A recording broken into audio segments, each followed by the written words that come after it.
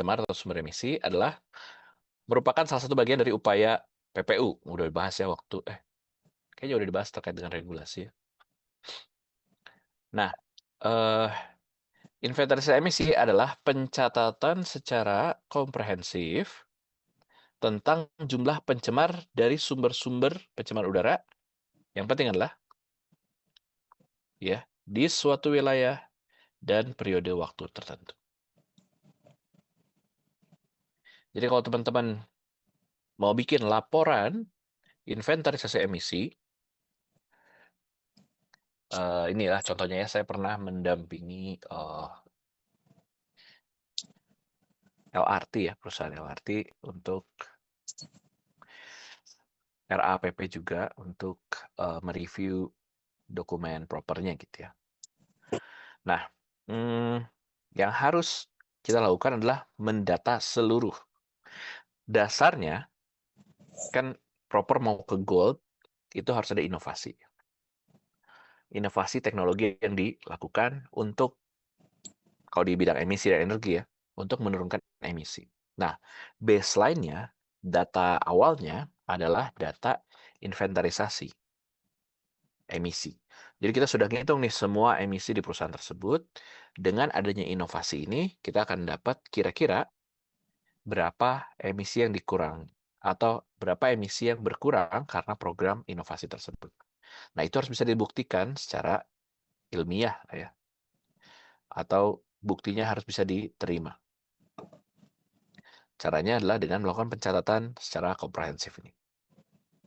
Oke. Tujuannya adalah, sekali lagi, yang utamanya sebenarnya, tujuan inventarisasi emisi adalah kita perlu tahu kategori dan distribusi sumber emisi. Kategori ini apa?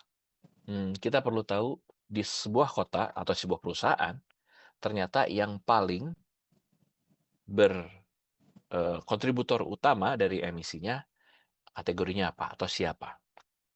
Misalnya di perusahaan kalian, kayaknya kalau dihitung-hitung, ternyata dibandingkan, bahkan dibandingkan dengan cerobong, kendaraan-kendaraan pekerja yang mungkin datang atau bergerak di dalam perusahaan lebih tinggi daripada cerobongnya sendiri misalnya gitu. Nah, itu harus dihitung tuh secara komprehensif. Kendaraannya ada berapa, ruas jalan berapa, dan lain-lain itu harus dihitung. Ternyata kategori kendaraan yang kontributor utama. Sehingga apa? Kita perlu tahu ini kenapa? Karena kita perlu menjalankan atau melakukan inovasi atau membuat kebijakan untuk mengurangi emisi di kontributor utama dong. Ngapain kita urusin genset kalau ternyata genset bukan kontributor utama, kira-kira gitu ya. Sehingga programnya harus sesuai dengan kategori kontributor utamanya. Selain itu, kita juga perlu tahu jumlah dan tipe polutan yang diemisikan. Mungkin pertama udah tahu nih ya, kontributor utamanya adalah kendaraan. Distribusinya mungkin ya, kalau kalian bikin grid kayak yang tadi ini ya, bikin grid seperti ini misalnya peta perusahaan kalian, wah ternyata yang merah-merah ini di parkiran misalnya gitu. Ya udah, distribusinya ada di hotspot tertentu. Nah, kemudian pertanyaan selanjutnya adalah berapa angkanya emisi tersebut dan polutannya apa? Paham ya? PM2, apakah CO, apakah CO2, dan lain-lain. Itu adalah tujuan inventarisasi emisi yang utama. Manfaatnya, tadi sudah saya sampaikan bahwa kita ujung-ujungnya akan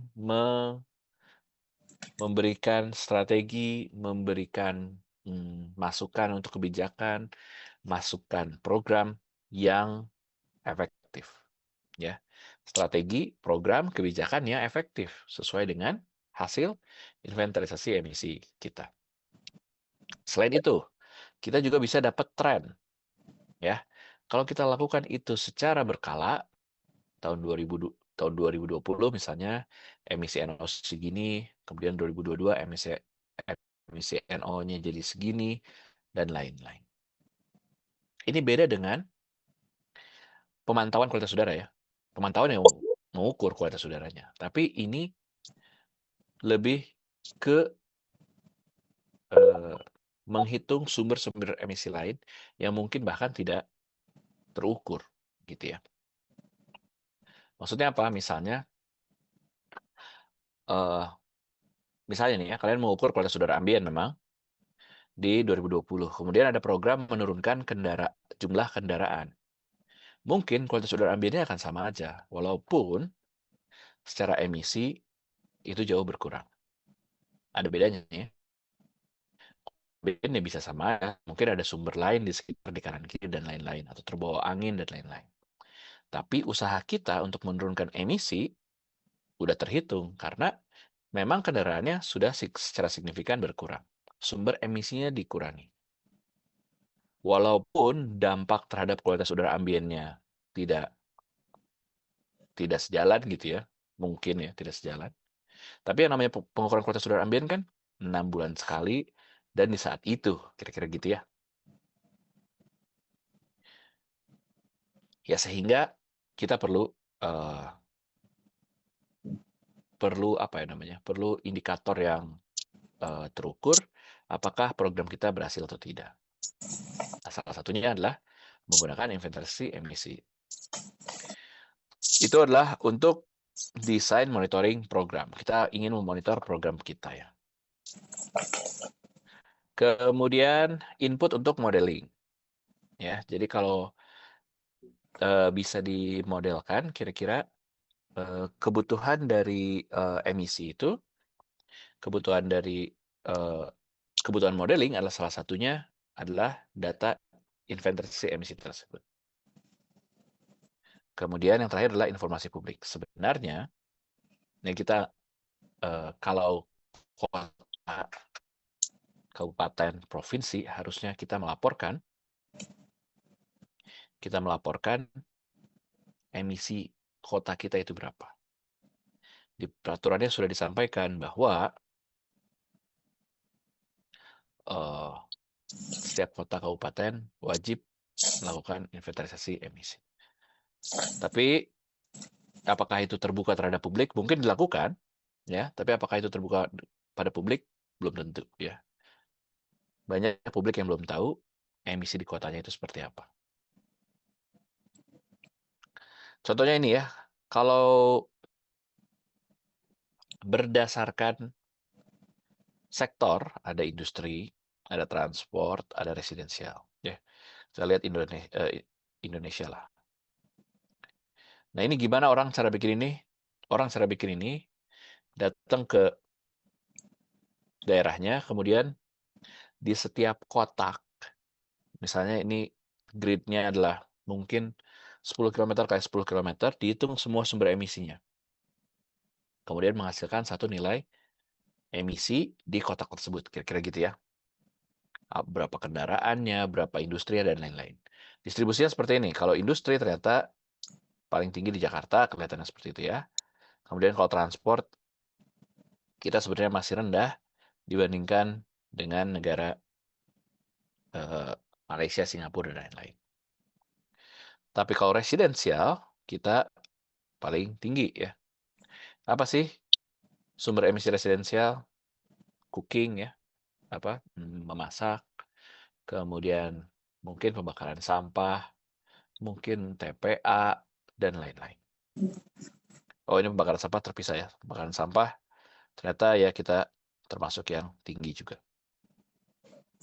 Oke, kayak seperti itu ya. Jadi gambar peta ini adalah hasil dari inventarisasi emisi di setiap grid atau di setiap kotak. Dihitung semua sumber emisinya, kemudian dikonversi ke emisi. Nanti caranya di belakang saya kasih tahu.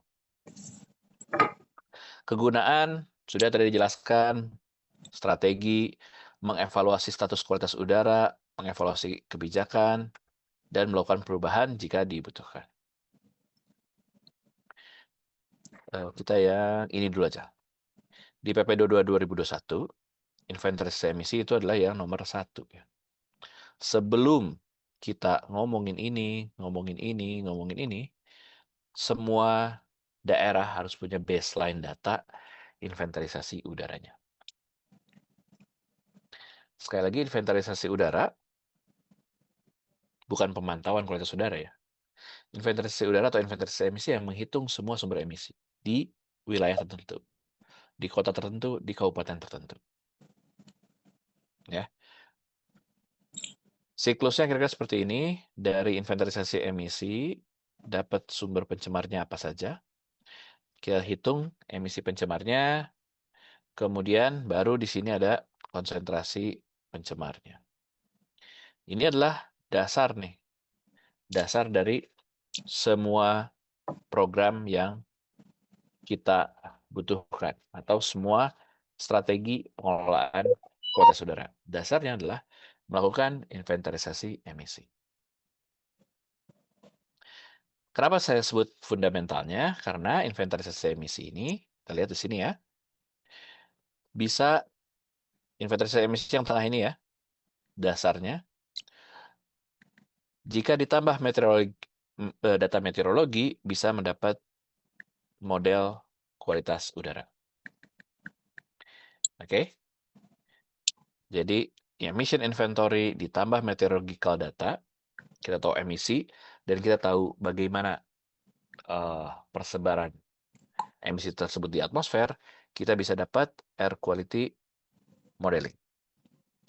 Oke? Kemudian, emisi inventory, ya hasilnya bisa kita gunakan sebagai air quality management. Ya, atau program-programnya seperti apa kira-kira ya. Jika di-pair atau digabungkan dengan air quality monitoring. Monitoringnya ada, dilihat dari mana? Monitoringnya misalnya di sebuah kota, monitoringnya dilihat dari mana? Pilihlah hotspotnya dari inventarisasi emisi gitu ya. Kemudian di monitoring. Atau misalnya kita punya kategorinya apa sebenarnya yang paling tinggi. Misalnya di sini ya, on-road transportation. Ya artinya apa? Berarti uji emisi yang harus dilakukan. Kalau memang industri, tutup pabriknya. Terus kalau misalnya pembakaran sampah, no open burning. Dasarnya adalah inventarisasi emisi. Dari situ semua kita harus bikin guideline lah ya, atau regulasi. Dari air quality modeling, air quality management, air quality monitoring, itu ujung-ujungnya adalah regulasinya apa. Tapi dasarnya semuanya adalah emission inventory. Makanya di PP 22 tahun 2021, nomor satu yang harus dilakukan adalah inventarisasi emisi. Jadi kalian kalau penasaran, silahkan cari di kota kalian ya. Sebenarnya inventarisasi emisi di kota kalian itu seperti apa? Apakah benar di misalnya Kalimantan Timur emisi paling tingginya dari pertambangan gitu misalnya dan lain-lain itu harusnya terbuka secara publik.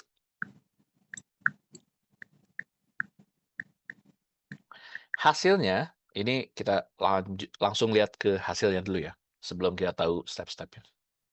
Hasilnya harus bisa menunjukkan gambar-gambar seperti ini.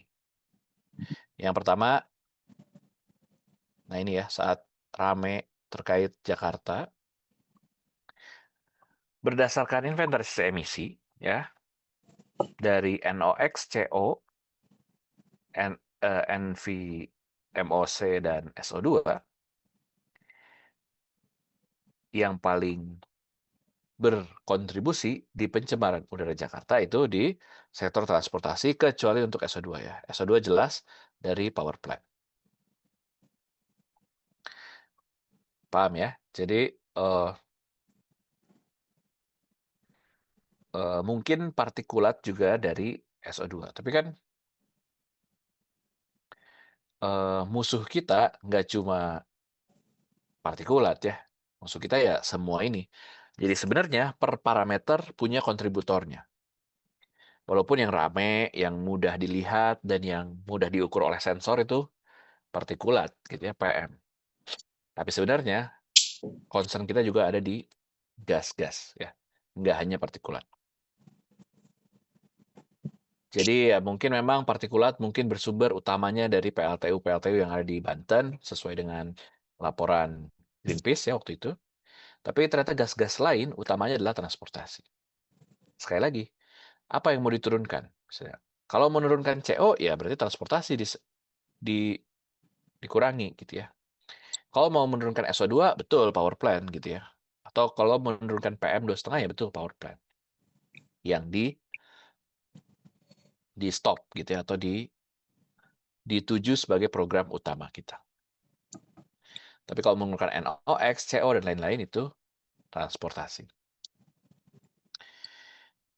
Kemudian sekali lagi, inventarisasi emisi bisa spesifik parameter apa yang mau kita kendalikan dari kebijakan kita. Kemudian di sini juga harus bisa memproyeksi ya. Ya, kalau kita punya data ke belakang, harusnya kita bisa memproyeksi emisi ke depan. Sehingga ya ini proyeksi ya dari 2012 ke 2020 seperti apa, ke 2025 seperti apa, ke 2030 seperti apa, proyeksi-proyeksinya. Kalau kita punya data lengkap ya dari bertahun-tahun sebelumnya. Oleh karena itu wajib dilakukan secara berkala inventarisasi emisi.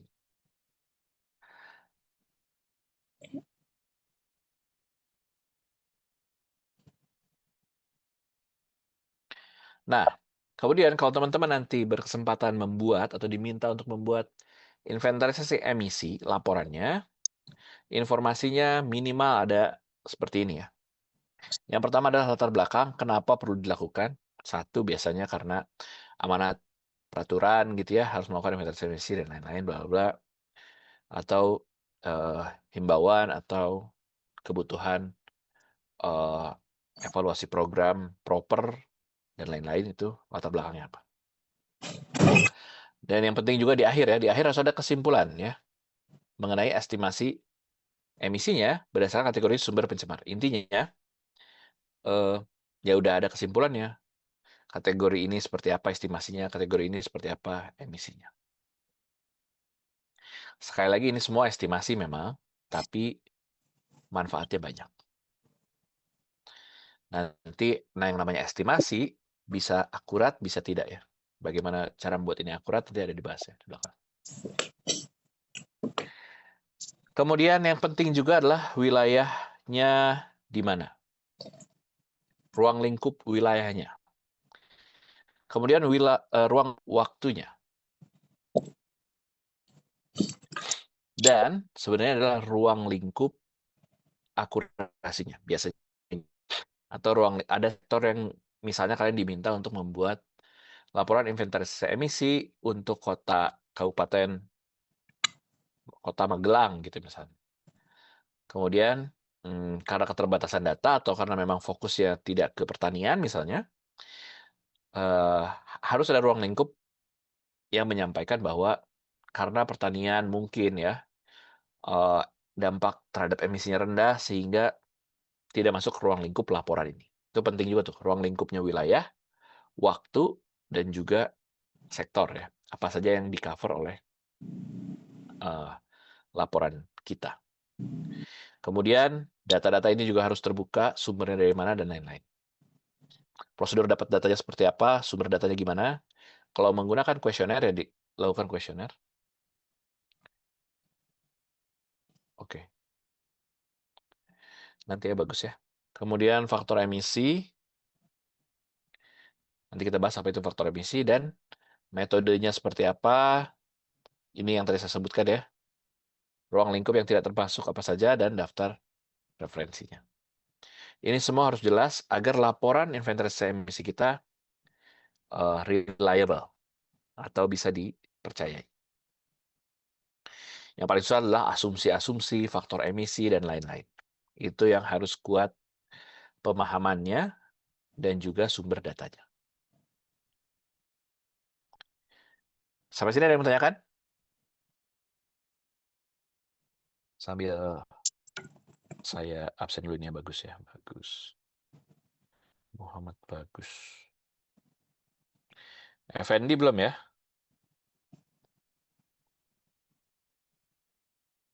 Ada yang menanyakan? Silakan. Inventarisasi emisi belum ada.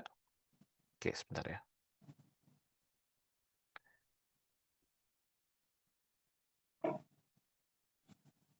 Bagus. Oh, ini.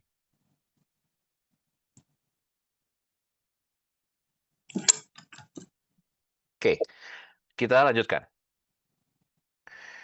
Jadi, udah tahu nih ya kita tujuan, manfaat, kemudian hasil akhir yang diharapkan dari inventarisasi emisi, sudah tahu latar belakangnya, kenapa inventarisasi emisi penting, kenapa dia menjadi fundamental dari semuanya, itu sudah dijelaskan. Sekarang kita mulai melakukannya gimana ya.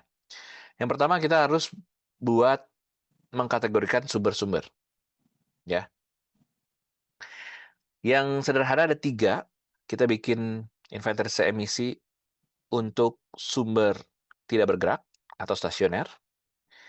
Kemudian non-stasionernya adalah sumber area. Misalnya, 3 adalah sumber bergerak. Sumber bergerak dibagi 2. Ada yang on-road, yaitu yang jalan raya. Ada yang lain-lain ya. Lain-lain itu contohnya bandara, pelabuhan, pertanian ya kalau pakai alat berat, pertambangan pakai alat berat, konstruksi, dan lain-lain. Itu harus kita inventarisasi ya. Sekali lagi, di suatu kota atau misalnya di perusahaan kalian, dimanapun yang wilayahnya kalian sudah tahu, mau seperti apa ruang lingkup wilayahnya, dihitung sumber titik, diidentifikasi sumber titik tidak bergeraknya, sumber areanya, dan sumber bergeraknya. Dari semua itu harus kita inventarisasi ya, mau area source, non-road, mobile source. Ya, nggak gerak lagi. Bentar.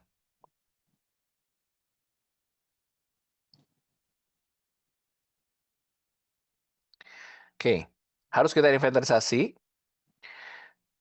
Baik itu sumber area, contohnya adalah ini TPA, SPBU, ya itu juga sumber area. Kemudian yang non-road mobile source adalah bandara, pelabuhan tadi saya sampaikan, on-road kendaraan, point source jelas ya dari pabrik-pabrik cerobong, kemudian open burning biasanya masuknya ke area source. Ya. Intinya semua sumber ini kita punya datanya. Baru kita bisa memperkirakan kira-kira mengestimasi emisinya seperti apa. Nah, parameter yang diinventarisasi selain emisi pencemaran udara, ada juga gas rumah kaca. Sebenarnya yang paling sering diminta oleh laporan ESG misalnya, atau laporan, kalau dulu saya kerja di tambang, perusahaan mau pinjam uang ke bank, banknya membutuhkan laporan lingkungan gitu ya. Laporan lingkungan itu menentukan besar pinjaman yang akan dipinjamkan ke perusahaan kita.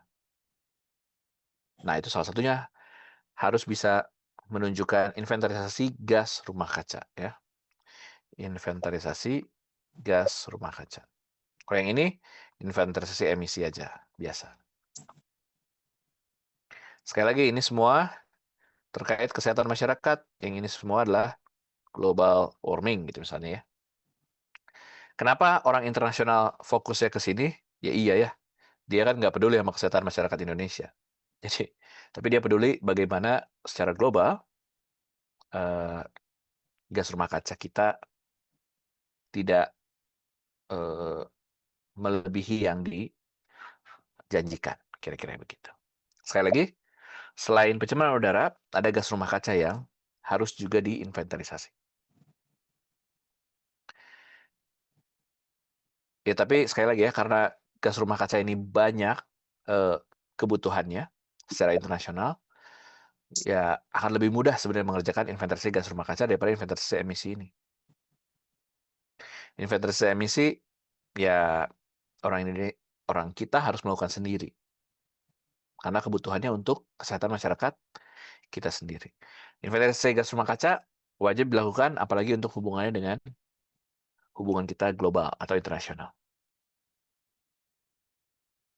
Langkah-langkah penyusunan inilah ya. Pertama perencanaan, kemudian yang penting adalah ini, sumber dayanya seperti apa. Ada waktu, ada biaya, ada tenaga, ada kompetensi, kira-kira gitu ya. Baru menentukan metode ya atau prosedur. Jadi kalau nggak punya sumber dayanya ya metodenya yang sederhana, kira-kira gitu. Kalau sumber dayanya banyak, bisa metode yang lebih kompleks dan lebih akurat.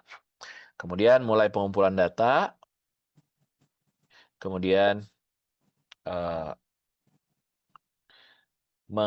memastikan kualitas data, baru menghitung beban emisi, mengisi data hilang, dan membuat laporan. Sekali lagi ya, saya mungkin, saya nggak tahu ya proyeknya sampai mana. Tapi sebelum pemilu, kita harusnya, ya ada beberapa peneliti ya yang diminta membantu KLHK untuk melakukan inventarisasi emisi se-Jabodetabek. Ya, saya tuh kebagian yang Tangerang apa ya? Saya lupa. Ya itu ya, kita perlu tahu data-data yang dibutuhkan apa saja. Kemudian ya karena ya beberapa kota atau beberapa daerah tidak terbiasa mengumpulkan data-data tersebut, ya jadi nggak ada kan datanya. Sehingga mengisi data hilang menjadi penting.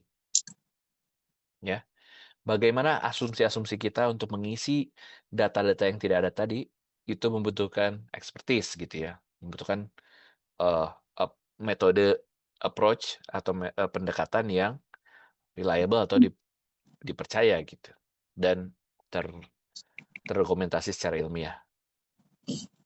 Ya sekali lagi harus tahu sumber dayanya, harus tahu sehingga bisa menentukan metode yang benar, baru melakukan pengumpulan data dan lain-lain. Setelah ngumpulin data, datanya seperti apa, harus ada expert judgment bagaimana mengisi data-data yang hilang tersebut. Kemudian dibuatlah laporannya.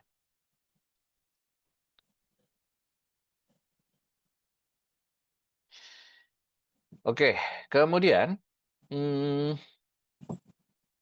ada dua metode atau ada dua approach yang digunakan dalam penyusunan inventarisasi emisi. Yang pertama adalah top down. Ya, apa itu?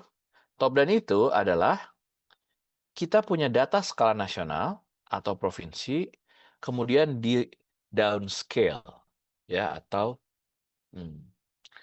di di uh, di apa namanya? Dibuat sebagai estimasi area yang lebih kecil. Contohnya ya, yang sederhana nih ya, langsung ke contoh aja. Misalnya kita punya data gitu ya, estimasi emisi atau inventarisasi emisi Provinsi Jawa Barat misalnya. Kemudian yang ditanya adalah berapa inventarisasi emisi atau berapa emisi di Kota Bandung atau Kota Cimahi, Kabupaten Bandung. Nah, dari data yang provinsi tadi, kita cari rasio-rasio ya. Cari rasio-rasionya. Contoh, misalnya emisi NO2 di Jabar itu 1000.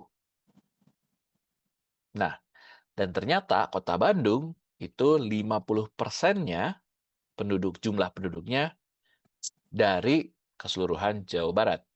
Sehingga bisa diestimasi bahwa emisi si Jawa Barat itu 500. Kan bisa aja gitu ya, menggunakan rasio-rasio sederhana. Oke? Itu salah satunya. Kemudian bisa aja menggunakan faktor emisi nasional. Atau bahkan di kita ya, di kita masih banyak yang menggunakan faktor emisi global. Faktor emisi adalah, ya nanti kita bahas ya faktor emisi. Intinya, pengali dari setiap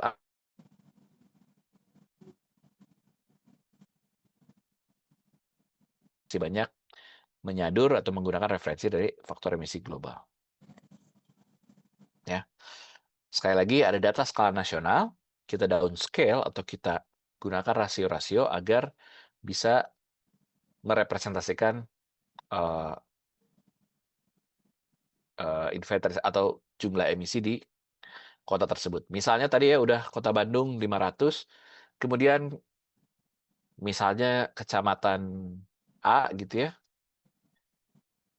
pengen tahu berapa inventaris emisinya ya boleh pakai rasio-rasio lain.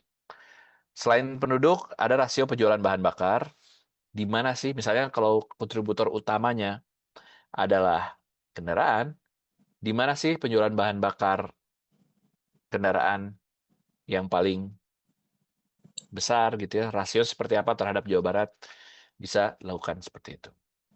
Atau bisa juga rasio pendapatan bruto. Karena memang ada penelitiannya, pendapatan bruto itu berbanding lurus, walaupun tidak linear dengan emisinya. Ya. Sekali lagi, kenapa ini dilakukan? Satu, karena data lokal tidak tersedia. Yang kedua, biayanya tidak ada. Jadi, sepertinya untuk screening. Ya. Jadi, misalnya ada yang sudah melakukan gitu ya di Provinsi Jawa Barat gitu. Kemudian mungkin Kota Bandung karena ada kerjasama dengan negara Mayana gitu, diminta ada nggak inventaris emisi Kota Bandung gitu. Ya udah, kita coba lakukan approach top down. Kalau kita memang tidak ada anggaran, tidak ada sumber daya, tidak ada kompetensi bisa melakukan ini. Tapi jelas akurasinya rendah ya. Karena ekstrapolasinya atau bagaimana kita proses downscaling-nya itu akan ada bias ya. Kan kata siapa rasio jumlah penduduk segitu linearnya dengan beban emisi kota tersebut. Ya. Sehingga metode top down biasanya hanya untuk screening dan tidak terlalu bisa diterima akurasinya. Apa yang harus dilakukan? Yang harus dilakukan adalah bottom up. Oke. Bottom up itu mengukur setiap sumber individu di kecamatan. Misalnya di satu kecamatan udah tahu nih kendaraan berapa, pabrik berapa, orang masak berapa, dan lain-lain. Udah semua tahu di kecamatan. Kemudian ada kecamatan sebelahnya dikumpulkan jadi kota, dikumpulkan jadi provinsi, dikumpulkan jadi nasional. Itulah yang lebih akurat. Nah, tapi bagaimana mencari datanya? Ya, ya kita harus survei langsung bisa gitu ya. Atau menggunakan data-data yang tersedia secara umum. Misalnya, jumlah kendaraan di kota A berapa? Nah, kita bisa dapat yang lebih spesifik ya. Berapa yang diesel, berapa yang bensin, dan lain-lain. Yang utamanya adalah kita melakukan survei terhadap semua data aktivitas lokal. Kalau ada sumber dayanya, ya. Jadi ada anggarannya, kita tahun ini harus melakukan inventarisasi emisi agar publik tahu berapa emisi yang dihasilkan oleh kota kita. Misalnya gitu. Dan misalnya apakah CFD benar-benar mungkin ya menurunkan emisi kota tersebut. Misalnya, mau mengevaluasi CFD. Kita lakukan inventarisasi emisinya. Caranya gimana? Datang ya. Mungkin di setiap ruas jalan, di stop dulu sedikit, uji emisi sedikit, ditanya aktivitasnya seperti apa, lewat jalan mana aja, kilometernya berapa selama setahun, dan lain-lain. Itulah pengumpulan data melalui survei. Sehingga apa? Sehingga mendapatkan estimasi yang lebih akurat. Ya, sekali lagi, pendekatan ada dua. Ada top down, ada bottom up. Yang biasanya diterima akurasinya adalah yang bottom up. Sehingga survei dan lain-lain memang dibutuhkan. Ya. Nah, selain ada dua pendekatan, ada 3 tier. Ya. 3 tier. Nah, tier adalah tingkat kompleksitas dari faktor emisi. Nah, apa maksudnya? Contohnya ya, tier 1. Misalnya kan, ini spoiler dulu aja ya. Metodenya misalnya, cara mendapatkan emisi adalah kendaraan misalnya, jumlah kendaraan dikalikan dengan faktor emisi kendaraannya. Misalnya, ada satu mobil dikalikan 10 gram NO2 per mobil. Ya, jadi ya udah tinggal kita perlu tahu kendaraannya berapa, kemudian dikalikan faktor emisinya. Nah, sehingga faktor emisi ini adalah hal yang penting, yang sangat penting bahkan di inventarisasi emisi. Ada 3 tier, ya, di mana semakin tinggi angka tier, semakin kompleks perhitungannya. Contoh, tadi ya, kita sebenarnya faktor emisinya adalah satu kendaraan sama dengan 10 gram per tahun misalnya ya, NO2. Nah, itu termasuk ke tier 1. Ya. Apa? Dia nilai default, ya, atau nilai rata-rata, nilai umum, nilai global. Tidak kompleks sama sekali. Ya, itu adalah contohnya gitu ya, satu kendaraan 10 gram per tahun. Nah, tapi di tier 2, pertanyaannya adalah kendaraan ini bisa truk, bisa light vehicle, ya, bisa motor, bisa apa misalnya ya, bajai. Di mana setiap ini punya faktor emisi masing-masing.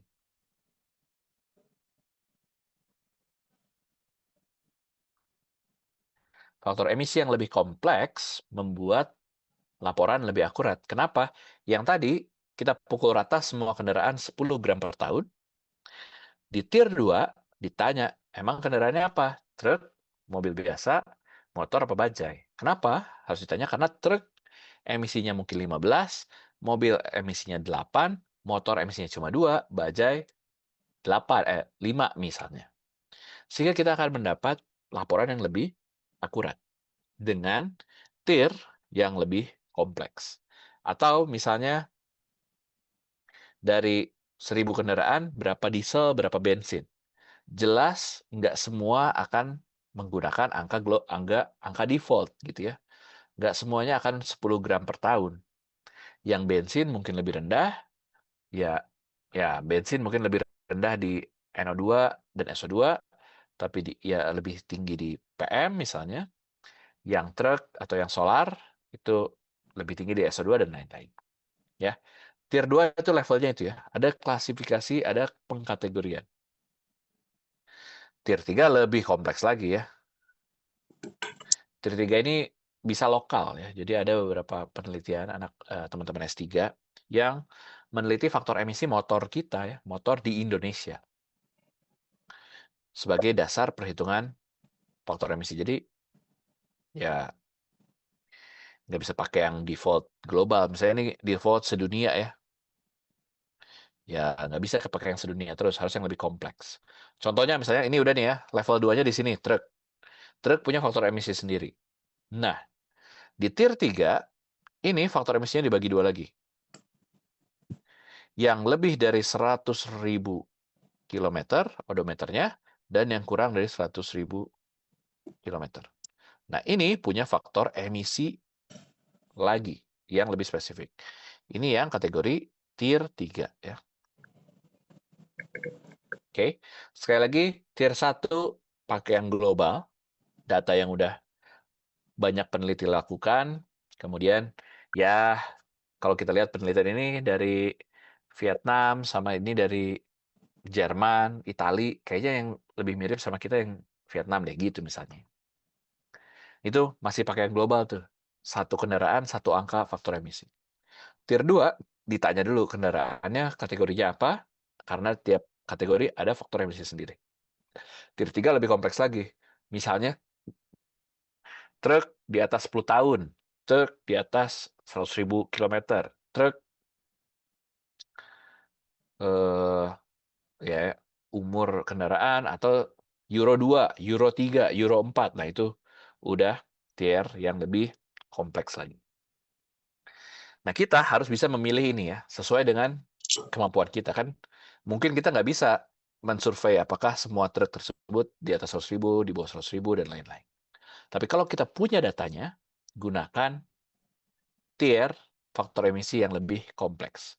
Makin akurat emisinya. Bisa dipahami ya? Metode ada dua, top down, bottom up. Tier ada tiga, 1, 2, 3. Ini adalah tier dari faktor kompleksitas faktor emisinya. Paham ya? Dua metode, 3 tier. Biasanya kalau di pekerjaan apa ya? Pengadaan atau di grant hibah gitu ya. Ditentukan tuh. Tiernya tier 2. Minimal laporan emisi ini menggunakan metode bottom up dengan tier faktor emisi tier minimal 2.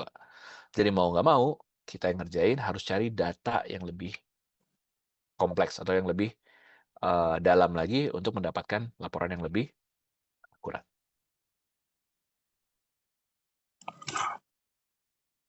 Oke lah, ini yang saya jelaskan tadi kira-kira ya.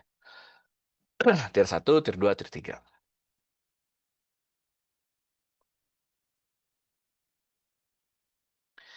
Nah, kemudian bagaimana mengumpulkan data aktivitas sumber titik ini? Contoh aja ya. Tahap-tahap kalau kalian diminta atau ingin melakukan ini atau uh, memang bergerak di bidang ini, konsultan gitu ya, bisa. Data aktivitas sumber titik bisa dari laporan penelitian individu atau institusi. Ya, yang pertama ya datang aja ke dinas-dinas yang berhubungan dengan ini. Dinas perdagangan, perindustrian, lingkungan hidup, gitu ya. Datangi dulu aja agar tahu lokasinya, tahu jumlahnya.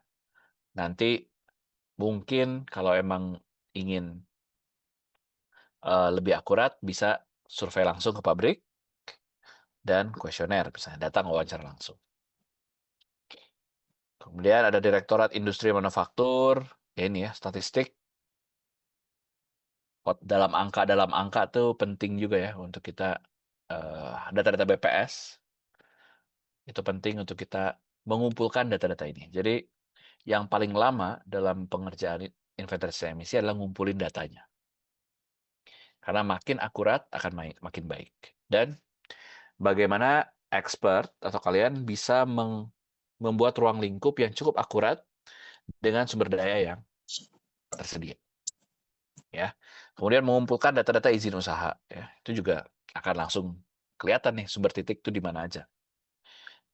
Izin usaha si A punya cerobong 8 gitu misalnya. Lokasinya A, B, C, D gitu. Tidak sulit untuk kita mendapatkan data itu harusnya ya. Kemudian proper, kalau terbuka atau di publish gitu ya, laporan propernya ya silahkan dicek. UKL AMDAL atau ya memang langsung data primer.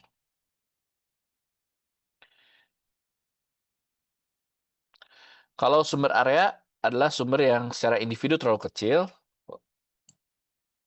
ya kalau sumber titik terlalu kecil, tapi kalau dikumpulin jadi signifikan. Biasanya pembakaran terbuka atau SPBU ya, contohnya ini ya, pembakaran lahan, memasak biasanya memasak tuh per grid atau per kelurahan gitu ya. Jadi sehingga dapatnya area atau per RT per RW, nah itu dapatnya area tuh. Karena daripada kita membuat dia menjadi sumber titik setiap rumah, kan terlalu kecil jadi terlalu ribet gitu ya. Titik-titik semua itu sumber titik bisa kita average-kan atau kita bikin dia sebagai sumber area RT 5 dari kelurahan si ini gitu ya. RT 6 berapa. Setiap RT dicek berapa kakak, kemudian bagaimana aktivitas memasaknya. Itu biasanya menggunakan sumber approach-nya adalah sumber area. SPBU juga sama, SPBU tidak bisa dianggap sebagai titik karena dia ya bentuknya nggak titik ya, bentuknya adalah area. Atau ya area pengadukan semen dan lain-lain. Karena titik ini agak apa ya? Sumber titik itu sangat fokus ke cerobong gitu ya. Ini yang fugitif bisa pakai sumber area ya. Fugitif itu yang tidak tercerobongkan.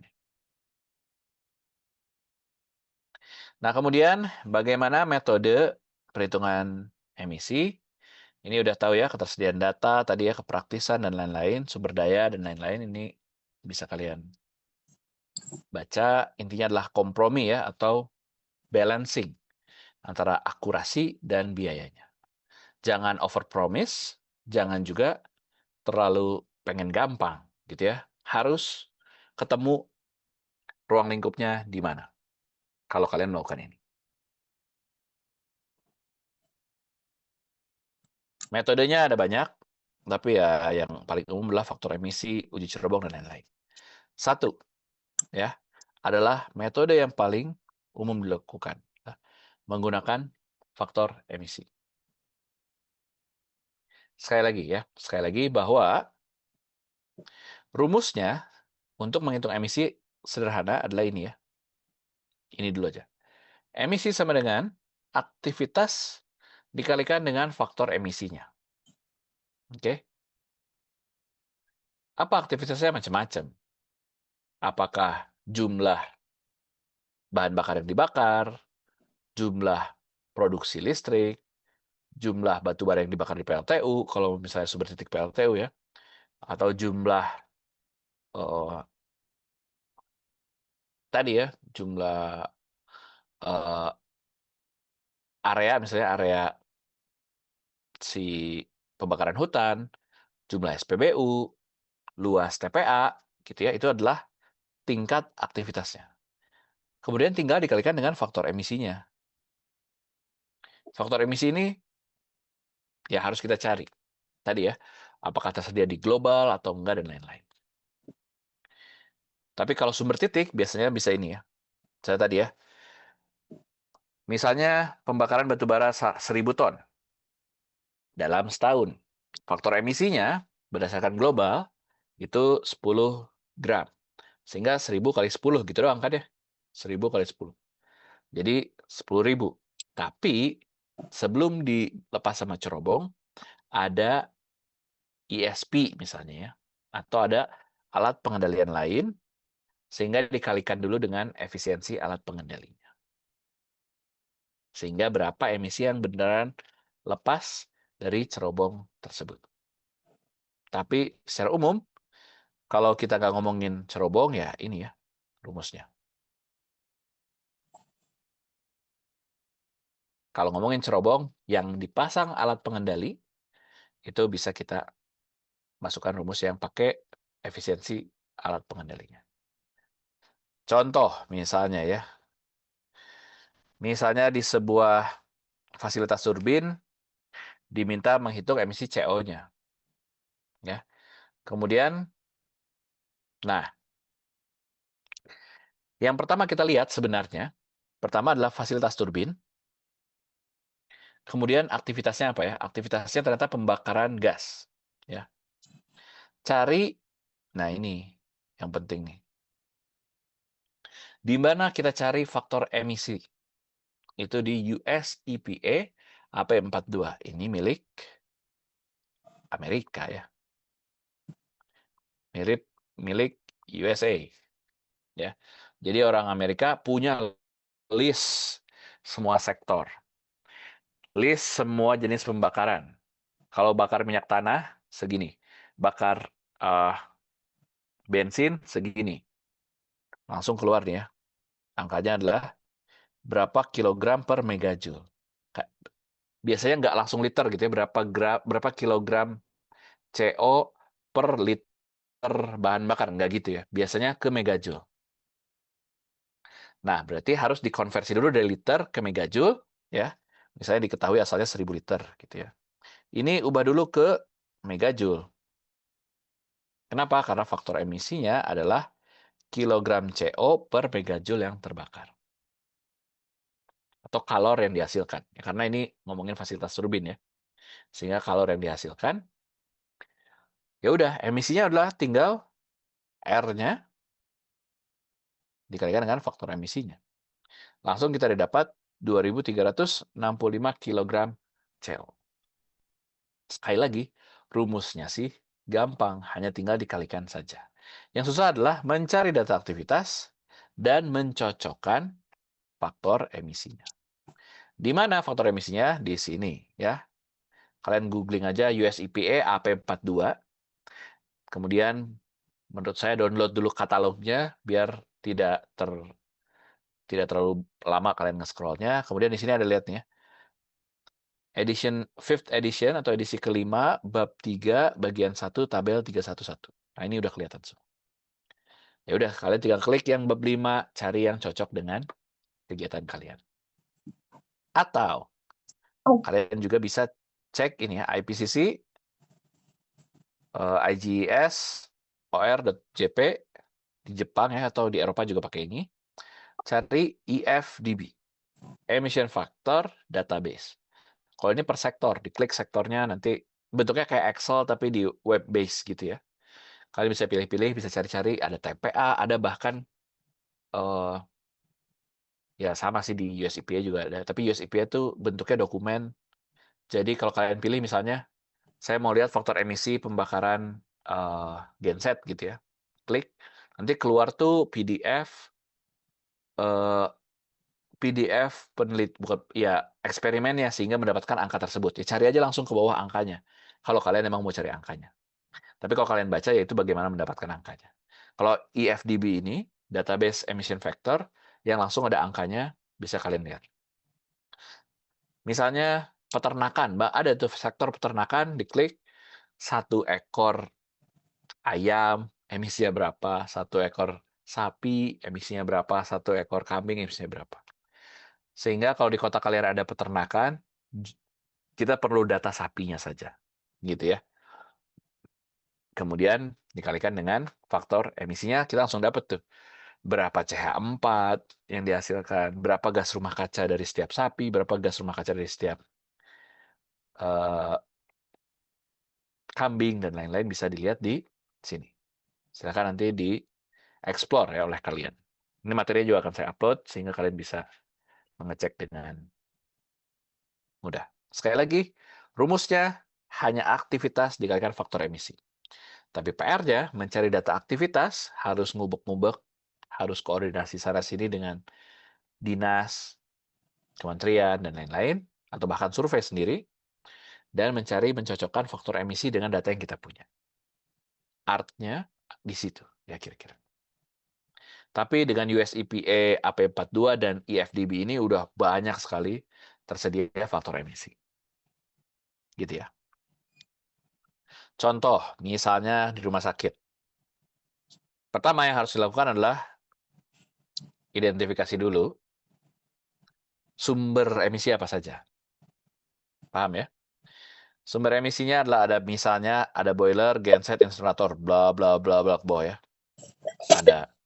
Mungkin kalau mau lebih kompleks ada jumlah bed ya. Kalau rumah sakit gitu ya, jumlah bed. Kemudian ada ya tergantung sektornya mau apa aja. TPA, mungkin pembuangan sampah, TPS, dan lain-lain. Ini misalnya diambil contoh 3 sumber emisi, boiler, genset, dan insinerator. Kemudian perlu juga data merek, kapasitas, unit. Ya, kapasitasnya ya. Kemudian bahan bakarnya. Nah, kemudian kita perlu tahu konsumsi bahan bakar per tahun. Karena mungkin periode laporannya kita minta per tahun. Ya, inventarisasi emisi Rumah Sakit ABC tahun 2025 misalnya. Sehingga kita perlu tahu konsumsi bahan bakar setahun berapa. Ternyata tahu misalnya boiler pakai 3.000 liter, genset pakai 2.000 liter, insinerator pakai 1.440 liter. Dengan sampah yang dibakar adalah 112 kg per tahun. Itu data awalnya. Hasil apa? Hasil survei, hasil nanya, hasil cari data sekunder, dan lain-lain. Kemudian cari faktor emisinya. Oke. Faktor emisinya ini ada di US EPA AP42. Tier 1 ya karena namanya juga pakai yang mungkin keterbatasan juga ya dari datanya. Kita cuma punya data kalor aja. Sebenarnya bisa aja sih.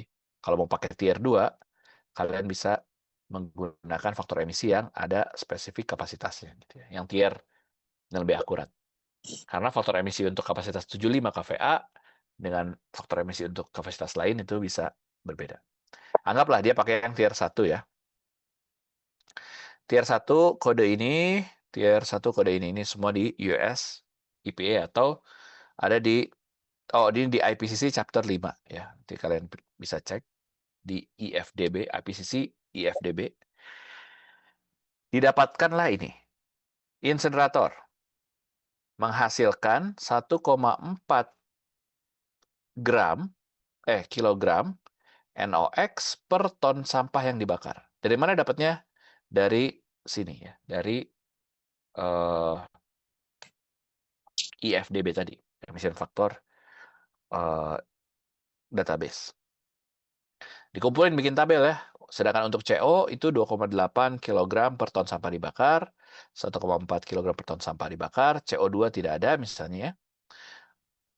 Hidrokarbonnya 0,7 per kilogram sampah yang dibakar, PM10-nya 0,35 kg per ton sampah yang dibakar. Kenapa? Karena kita punya data ini. Karena kita punya data sampah yang dibakar. Ya udah kita pakai faktor emisi yang itu saja. Kita kayak seperti itu. Sedangkan faktor emisi untuk genset gimana gitu ya. Ternyata 100 gram NOx per gigajoule dan seterusnya. Boiler juga sama 100 gram NOx per gigajoule. Artinya apa? Kita harus ubah dulu dari liter ke gigajoule. Oke. Jika sudah diketahui, ini ya 3000 boiler dikalikan dengan boiler lagi mana? Boiler misalnya 100 ini, oke. Kemudian masuk ke sini. Kita kira-kira ya. Konsumsi dikalikan dengan faktor emisi jadi emisi. Ya. 3000 konsumsinya, kemudian dikalikan 100 untuk NOx menjadi 0,01. Kemudian 3000 dikalikan 40 jadinya angkanya yang ini. Dan seterusnya. Intinya apa? Kalau udah dapat data aktivitas dan punya tabel faktor emisi, ketemu nih di sini yang cocok, kalian akan bisa melakukan ini. Sekali lagi yang penting, ruang lingkup ini juga harus didiskusikan dengan matang. Ya, jangan sampai nyusahin diri kalian sendiri. Kalian bilang, oke, ruang lingkupnya cukup besar kok, banyak yang bisa kita lakukan dan lain-lain. Tanpa kalian tahu ternyata tidak tersedia faktor emisinya misalnya. Nanti bisa dipertanyakan kenapa sektor ini tidak dihitung dan lain-lain. Gitu ya. Di perusahaan kalian juga sama. Bikin dulu ruang lingkupnya, kemudian kalau memang diminta seluruhnya banget ya mau nggak mau ya, semaksimal mungkin kita punya datanya. Tapi kalau di perusahaan, harusnya data-data seperti ini tuh ada. Nggak mungkin di perusahaan ada 1 liter,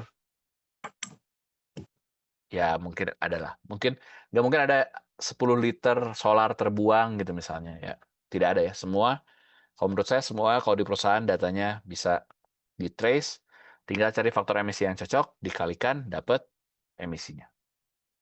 Ya. Kemudian ini tadi ya, metode faktor emisi ya, kalikan aktivitas, kali faktor emisi, langsung dapat emisinya. Itu yang paling umum dilakukan. Kemudian ada material balance, kalau kita tahu konsentrasi awal atau materi awal dan outputnya. Ini contohnya ya, misalnya ini menggunakan stoikiometri ya. Membakar solar itu secara stoikiometri, SO2 berapa, CO berapa, dan lain-lain. Nah, itu adalah metode perhitungan material balance. Atau kalau kalian pernah ngerjain persetujuan teknis atau standar teknis atau kajian teknis, ada yang namanya neraca massa ya. Nah, itu konsepnya seperti itu. Kemudian ada analisa bahan bakar juga, sama mirip dengan yang tadi. Intinya adalah berapa laju alir bahan bakar. Ini biasanya kalau bahan bakarnya punyanya debit, gitu. Debit itu volume atau massa per waktu. Jadi ngalir terus. continuous, bisa menggunakan ini. Tapi yang paling umum yang faktor emisi tadi. Atau analisa uji cerobong.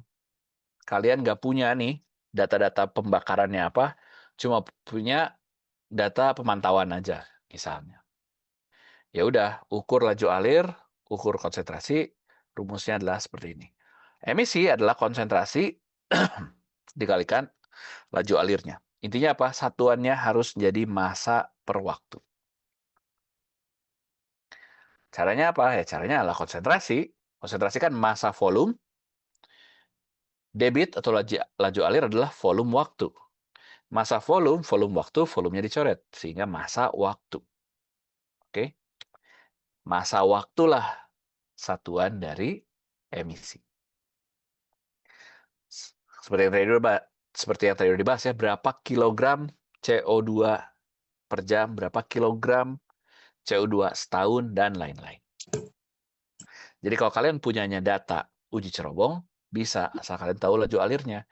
Sehingga satuannya dari cerobong ini adalah berapa kilogram per jam. Atau berapa ton per tahun, dan lain-lain. Karena emisi satuannya adalah massa per waktu. Nggak bisa tuh kalian bilang, emisi SO2 dari cerobong ini adalah 1000 ppm. Nggak bisa, karena ppm ngomongin konsentrasi. Massa per volume. Ya, atau ppm yang massa-massa volume-volume. Sedangkan emisi harus ada jangka waktunya. Paham ya? Ini adalah menggunakan metode analisa uji cerobong. Nah, yang unik, kalau kalian di dinas atau kalian di kota gitu ya, kabupaten, diminta menyusun inventarisasi emisi, harus surveinya harus lebih banyak gitu ya. Contohnya ini. Jadi harus ditentukan dulu mana yang jalan utama dari kota tersebut. Ya. Karena kalau jalan utama nanti akan kita anggap sebagai sumber garis. Jadi dalam satu garis ini, satu ruas jalan ini, itu menjadi sumber emisinya. Oke ya. Misalnya gini ada jalan begini, begini gitu ya. Ini jalan utama. Misalnya kalau di Bandung misalnya Soekarno-Hatta gitu ya. Atau Dago. Nah itu adalah jalan-jalan utama. Nah kenapa? Karena faktor emisinya adalah kilometer kilometer per tahun. Ya, jadi berapa kilogram emisi per kilometer mobil melewati ruas tersebut. Atau disebutnya VKT ya. Vehicle Kilometer Travel. Jadi berapa banyak, berapa kilometer orang lalu lalang di ruas ini. Harus survei. Atau kalau niat dia pakai CCTV dan lain-lain. Karena rumusnya adalah VKT kali emission factor. VKT-nya satuannya adalah kilometer per tahun. Oke. Jadi yang tadi misalnya satuannya solar 3.000 liter per tahun dan lain-lain, kalau sumber bergerak jalan utama, aktivitasnya satuannya adalah kilometer per tahun. Berapa kilometer kendaraan tipe tertentu ya, tipe J pada ruas jalan Dago misalnya, berapa kilometer truk pada ruas jalan Dago selama setahun. Jadi berapa kilometer truk itu bolak-balik di ruas jalan itu selama setahun. Karena emission faktornya adalah yaitu ya kilometer per kilometer, berapa kilometer dikalikan kilogram per tahun. Jadi akan mendapatkan ya kilogram per tahun menggunakan metode ini ya. Sekali lagi, kalau untuk aktivitas sumber bergerak, nggak serta-merta pakai berapa bahan bakar yang dibakar gitu ya. Kalau jalan utama menggunakan VKT, Vehicle Kilometer Traveled. Mau nggak mau nih, ada orang standby di sini ya, nanya, Pak, biasanya lewat ini sampai mana, berapa panjang, ya, kemudian pakai sampel dan lain-lain ya, dapat rata-rata berapa kilometer kendaraan truk bergerak di ruas tersebut. Nanti ada di ruas Jalan Dago, di ruas Jalan MH Tamrin gitu. Nah, jalan-jalan utama itu bisa menggunakan pendekatan ini. Baru dikalikan dengan emission faktornya. Nah, untuk ruas jalan kecil, kita asumsikan dia sumber area. Ya. Nah, biasanya menggunakan survei odometer. Ya. Sama berapa kilometer melewati, nggak ditanya sih, nggak ditanya melewati jalur mana, nggak ditanya ya. Pokoknya datang ke kendaraan, Pak, biasanya setahun berapa kilometer gitu, 100.000. Oke. Nanya ke sini, Pak, setahun berapa kilometer? 30.000. Oke. Ya sudah, nanti itu kan didapatkan total.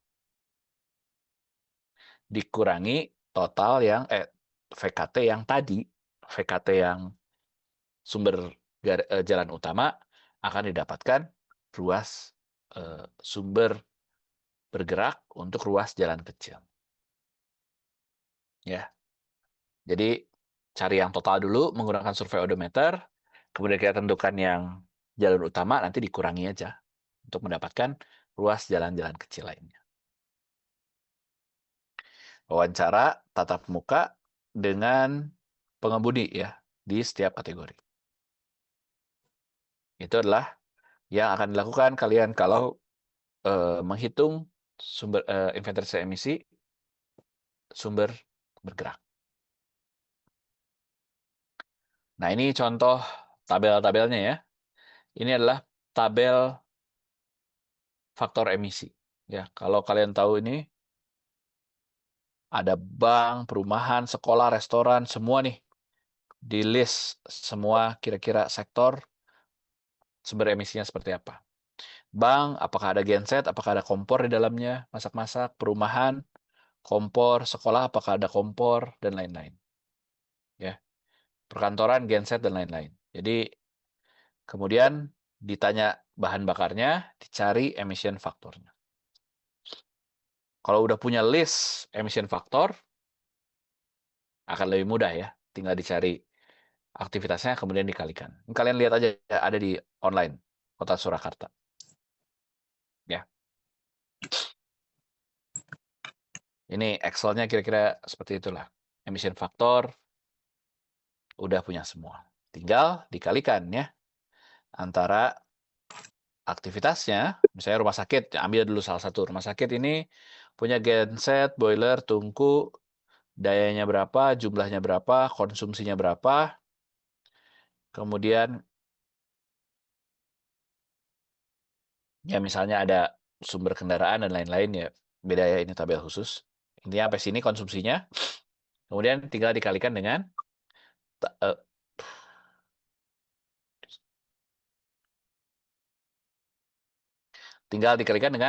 faktor emisi yang udah ada ya. Misalnya tadi mana rumah sakit gitu ya, mana rumah sakit di sini.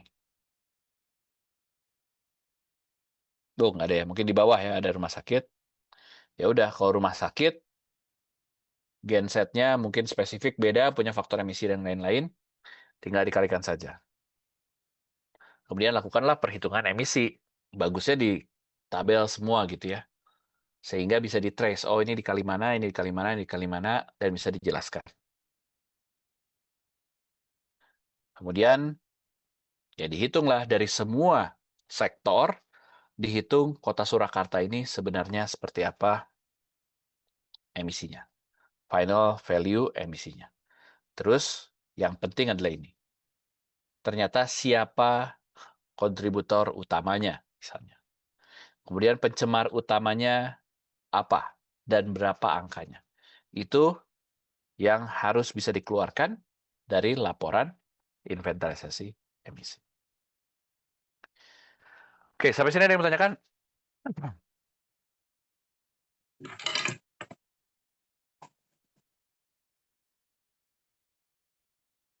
Cukup ya, cukup capek ya. Aku Tapi bingung, Pak. kenapa bingung? Kayaknya Luar biasa, gampang. Pak, luar biasa. Luar biasa ya. Bingung karena belum pernah ngerjain aja.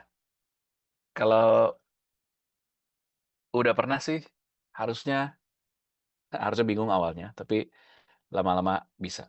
Atau kita coba deh ya buka ini ya. Semoga masih IPCC biar kalian punya bayangan. Sebingung apa? Emang bingung sih awal-awal.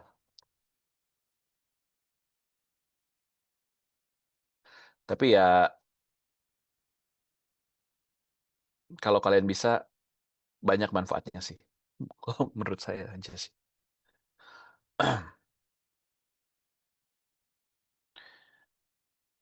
IPCC EFDB.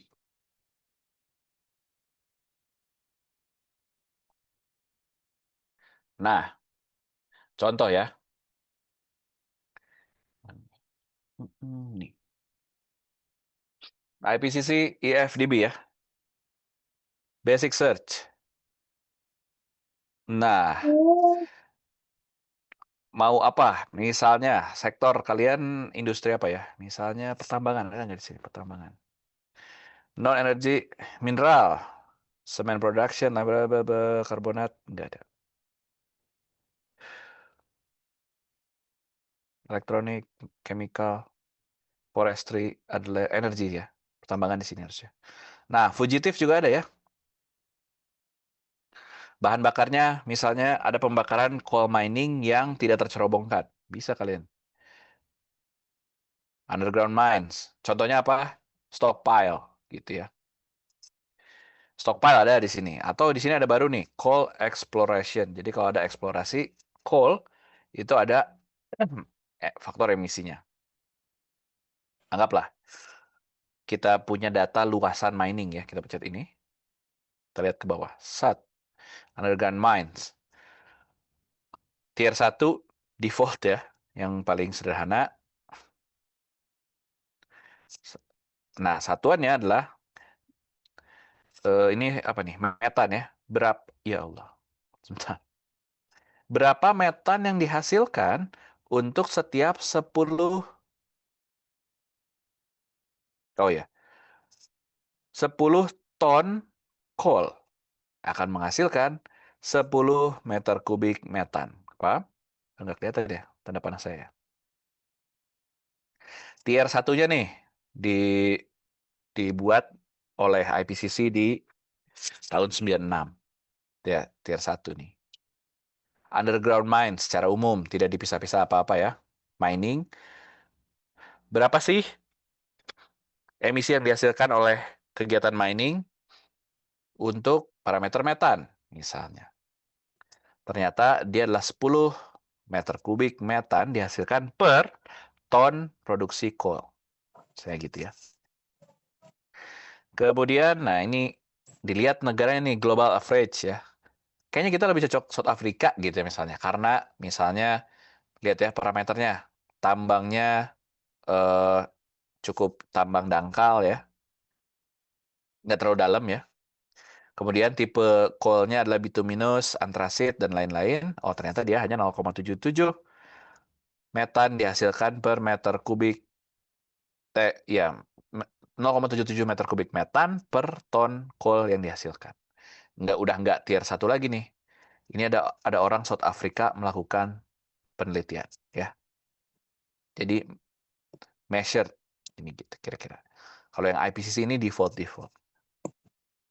South Africa, India, Indonesia ada nggak ya? Ya, kebetulan belum ada ya. Jadi kalau orang Cina pakainya udah nggak pakai default 10 lagi gitu. Angkanya udah spesifik. Ini ya, dia spesifik faktor emisi metan untuk kedalaman 200-400 misalnya. Ini udah tier 2, tier 3 ya. Ini tier 1 balik lagi ya. Nah, kalau CO2 atau ya ini CO2 ya. CO2 itu adalah 5,9 meter kubik CO2 dihasilkan dari setiap ton coal. Jadi data aktivitas apa yang kita butuhkan? Aktivitas berapa ton coal yang diproduksi. Untuk sektor underground mining misalnya. Yang menarik lah ya, yang menarik adalah ini sih, atau other ya, banyak sih. Other juga menarik lah. Waste juga ada. Ya ini waste nih ya. Pembakaran, oh enggak, ini TPA ya, solid waste disposal. Aktivitasnya aktivitas TPA.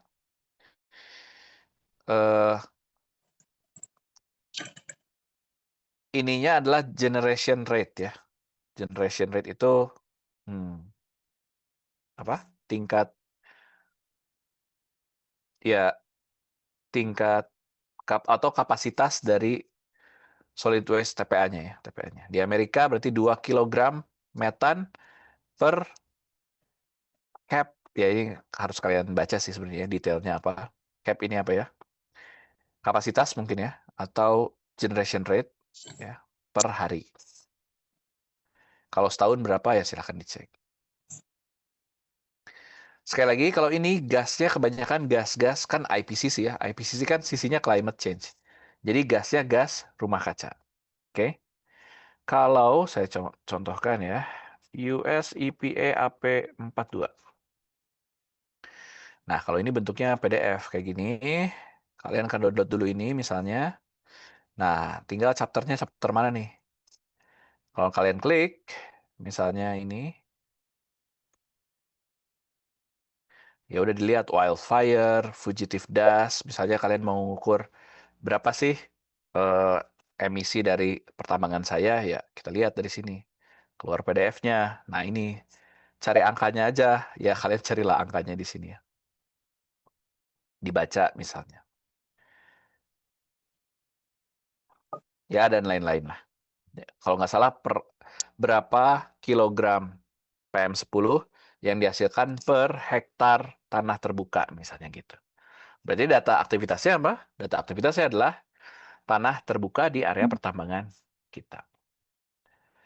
Ya, itulah 2 website yang kalian explore kalau ingin mendalami terkait dengan inventarisasi emisi dan pelaporan lingkungan secara umum. Sampai sini ada yang bertanyakan?